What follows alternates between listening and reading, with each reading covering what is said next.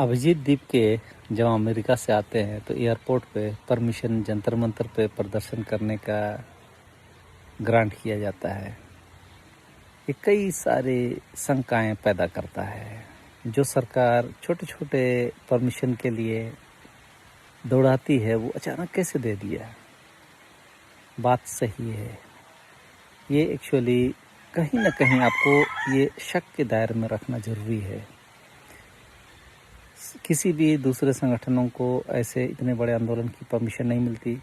ठीक है, एक परमिशन मिल गया, उसने प्रदर्शन किया, लेकिन उसने उस प्रदर्शन को कंटिन्यू कर दिया जिसका कि परमिशन नहीं था, उसे एलो भी कर दिया गया।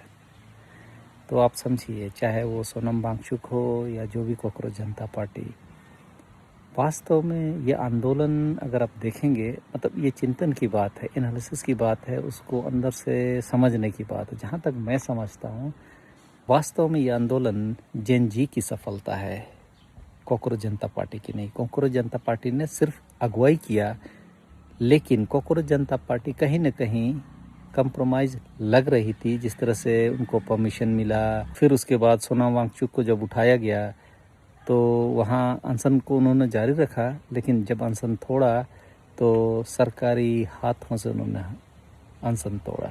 साथ ही जो एक राजनीतिक पार्टी है कांग्रेस और राहुल गांधी, उसके प्रदर्शन को उसकी वाइफ ने सवालों के घेरे में रखा।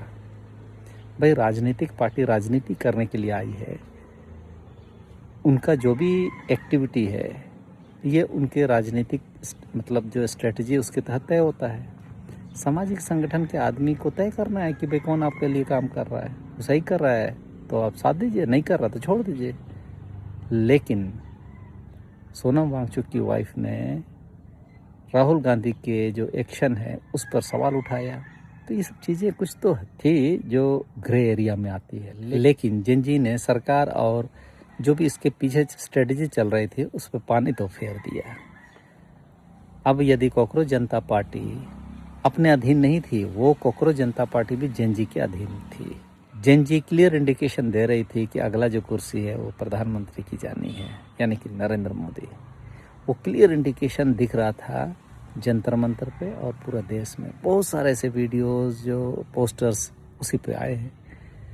तो अब प्रधानमंत्री कुर्सी को बचाने के लिए इस समय ज़रूरी हो गया था कि उस पर ध्यान भटकाया जाए, और प्रधानमंत्री की कुर्सी को बचाने का एक ही तरीका नज़र आया कि धर्मेंद्र प्रधान की कुर्सी को ले लिया जाए, तो उसे इस्तीफा दिलवाया गया।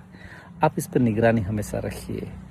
जो ये पूरा आयोजन कॉकरोच जनता पार्टी पूरी तरह से निष्पक्ष और स्वतंत्र लग नहीं रही थी। जिस तरह से शुरू से उनका जो गतिविधि था, ये तो जेन जी था जो कि कॉकरोच जनता पार्टी से गाइड नहीं थी।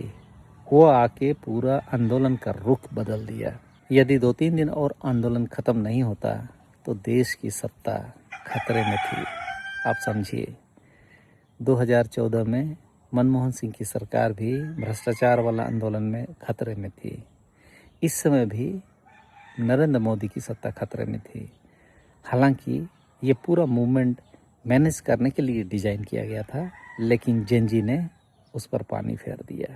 तो सलाम है जेन जी को।